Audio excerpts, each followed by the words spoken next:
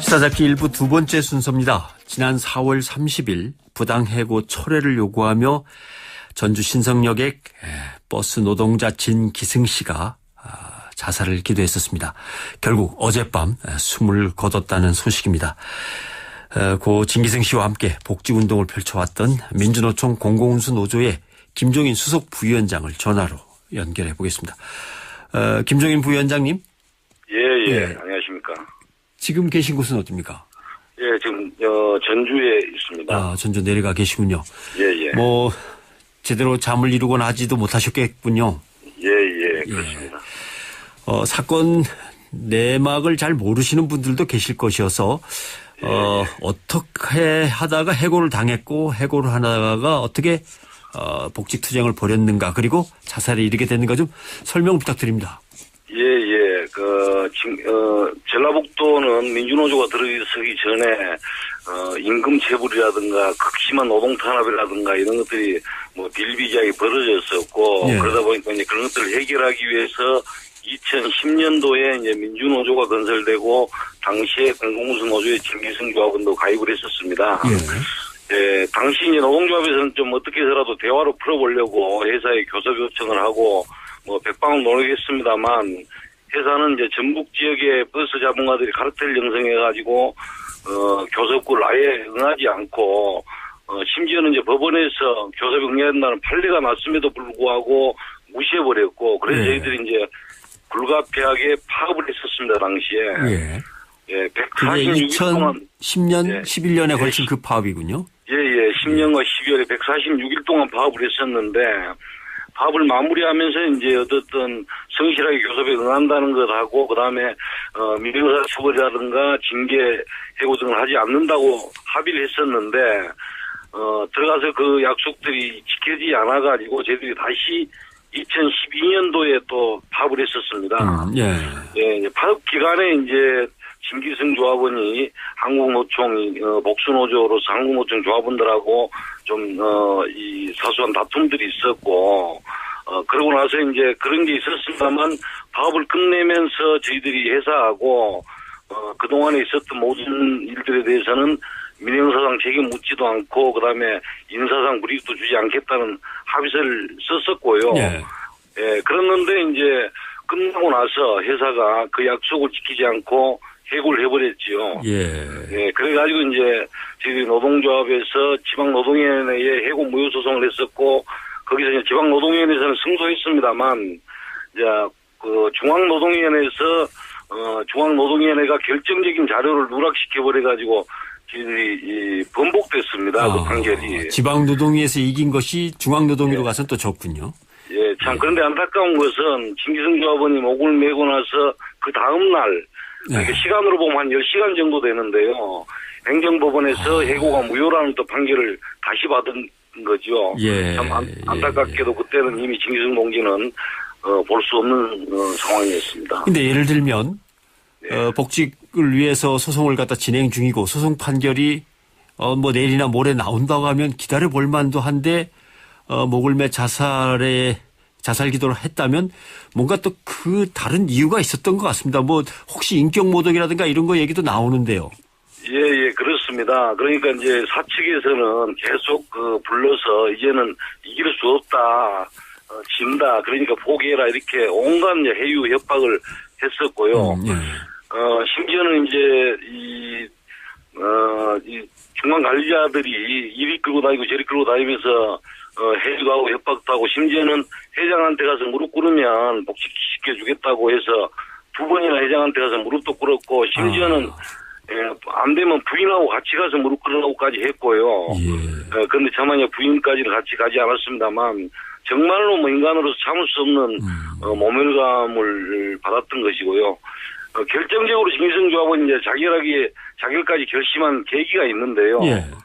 그게 뭐냐면 이제 마지막에 사측이 제안인데 원직에는 복직시킬 수 없다. 그리고 원직이 운전직이 아닙니까? 운전직에는 복직시킬 수 없고 관리자로 들어오면 월급 250만 원 맞춰주고 또 생기는 것도 있다. 그래서 들어와서 민주노조 깨는 역할을 해라. 그러면은 복직시키겠다. 이렇게 이야기를 했습니다. 그러다 보니까 김희성 조합원은 참 자존심까지 다 버리고 무릎까지 꿇었는데 영혼까지 내놓으라고 하느냐. 그래서 차라리 그렇게 비겁하게 사느니 차라리 죽겠다 이런 결심을 했던 것이고요. 그게 이제 그 본인이 썼던 유서나 이런 데 다 남아 있습니다. 근데 자살을 기도했다는 소식을 듣고 나서의 회사 측 태도는 어땠습니까?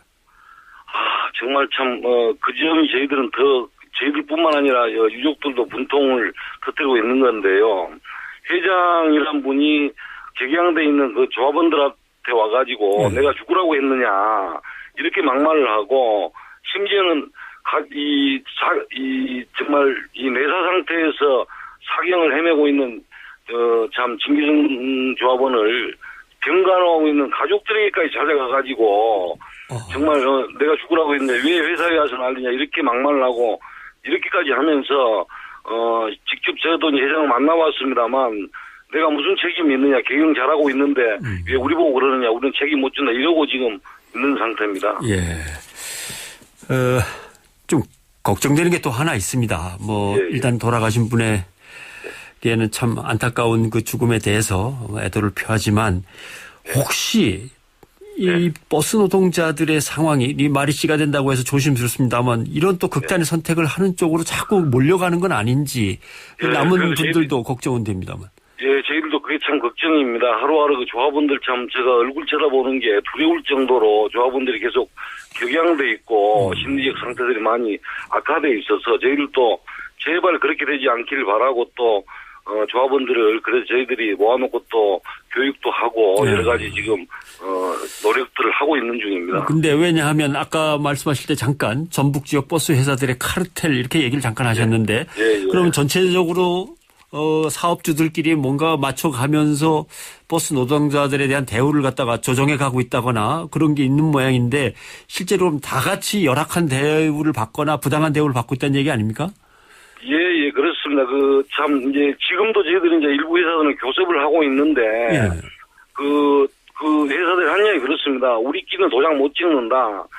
다른 회사들이, 동의해야 도장 찍는다. 이럴 정도로 그러니까, 아예 서로가 눈치를 보면서, 아예 교섭, 개별 회사 차원에서는 교섭조차도 이루어지지 않고, 저희들이 그래서 좀, 처음에는 또 그럼 집단으로 한번 같이 해보자 이래서 집단 교섭을 했는데, 그때는 개별적으로 해야지 집단으로 못하겠다 해놓고 지금 와서는 또 집단으로 할 수밖에 없다. 개별적으로 못한다 이러면서 계속 교섭을 해태하거나 미루고 그다음에 저희들이 지금 자료를 가지고 있는데 그 자료들에 의하면 회사가 버스 사업조합이라든지 시내버스 공동관리위원회라든지 이런 데서 직접 담합해서 뒤에서 노무사를 사서 조정하고 있는 걸로 저희들이 파악되고 있습니다.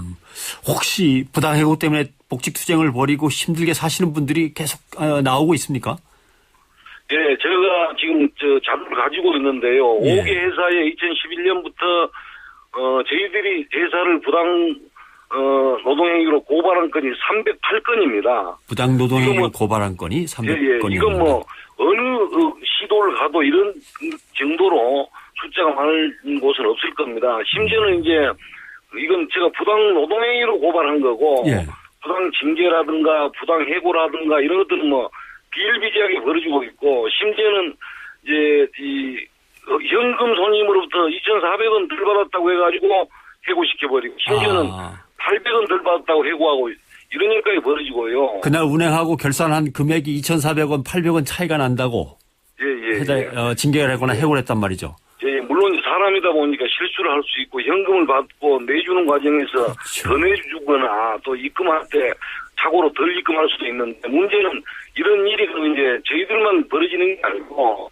한국노총 조합원들도 똑같이 벌어지고 있고 또 과거에도 이런 일이 있었는데 그때는 이렇게까지 하지 않았습니다. 이제 민주노조가 들어선 이후에 유독 민주노조 조합원들에게 대해서만 찍어놓고 이렇게 하고 있는 것이라서 저희들은 민주노조에 대한 보복 차원에서 전주 시내버스 업체들이 담합을 해서 이렇게 하고 있다고 저희들은 보고 있습니다. 지금 공공운수노조 그러니까 버스 기사들이 이제 노동조합이 민주노총도 있고 한국노총도 있고 두 개가 있는 거죠. 특히 민주노총을 이제 겨냥하는 것들이 더 많다 이 말씀인 것 같은데. 근데 지금 버스라고 하는 게 공공 운영이 돼 있기 때문에 사실 전주시라든가 전라북도가 나서 가지고 이거는 사전에 좀 어떻게 조정을 하거나 중재를 해서 이런 비극적인 사태가 안 벌어지도록 했어야 되는 거 아닙니까? 맞습니다. 이 버스는 특히 이제 다른 교통수단이 없는 학생이라든가 노약자라든가 서민 등 이제 사회적 교통 약자들이 주로 이용하지 않습니까? 예. 예, 그래서 공익사업이기도 하고 또 복지적 차원에서 정부나 지자체가 막대한 시민 열차를 지원하고 있기 때문에 이게 이제 제대로 관리 감독이 되고 감시가 되고 해야 되는데 막대한 시민 열차가 투입되고 있는데도 불구하고 모든 회사들이 거의 자본 잠식 상태고 적자가 눈덩이처럼 불어나고 있고 이런 상태이다 보니까 이제 민주노조가 그래서 그런 것들을 감시 견제하기 위해서 만들어졌던 것이고요. 예. 그러다 보니까 이제 사용자들은 그런 것들을 계속 은폐하기 위해서는 민주노조가 눈에 까실 수밖에 없고 이래서 탄압을 하고 있는데 문제는 상황이다. 이제 예. 노동청이나 시가 이런 것들에 대해서 막대한 시민열시가 투입되면 감시 감독을 제대로 하면서 뭔가 부실 경영을 못하도록 막고 이렇게 또 탄압도 이루어지지 않도록 해서 당장 현장에서 직접 시민들과 대면하는 이 버스 농자들이 정말 웃는 낯으로 안전하게 운행해야만이 시민 안전도 네. 보장되는 건데 알겠습니다. 문제는 이제 시가 그런 것들 역할들 지금 못 하고 네. 있고 이렇게 이제 사람이 목을 맸는데도 불구하고 아무런 지금 역할을 하지 않고 있습니다. 그럼 이제 어떻게 하시겠습니까? 앞으로의 계획은 뭐가 있으십니까? 예, 그래서 저희들은 정말 이제는 다른 방법이 없다고 보고 투쟁을 할 수밖에 없다고 보고 있습니다. 그래서 이제 제시민사회단체하고 또 연대에서 그리고 전주에서 해결 안 되면 전국적으로 민주노총과 연대에서 함께 지금 투쟁해 나가려고 하는데 한 가지만 더 말씀드린다면 저희들은 전주의 전라북도의 버스가 전국 어느 곳보다도 지금 낙후해 있기 때문에 이제 그런 낙후된 교통 정책이 이게 이제 이런 사건으로 연결되고 있어서 차제에 정말로 정말 시민들은 안전하고 편리하게 이용할 수 있어야 되고 또 노사관계도 탄압으로만 해결되는 게 아니고 새롭게 정말로 노사가 서로 상생할 수 있는 노사관계로 차제에 발전할 수 있도록 저희들이 그런 노력들을 하려고 하고 있고 회사나 시나 노동청도 그런 노력을 해주실 것을 당부드립니다. 네, 오늘 여기까지 듣겠습니다. 말씀 고맙습니다. 예, 민주노총 공공운수노조연맹의 김종인 수석 부위원장이었습니다. 참고로 회사 측의 입장을 들어보려고 연락을 취했습니다마는 전화를 받지 않아서 오늘 연결을 부득불 하지 못했습니다.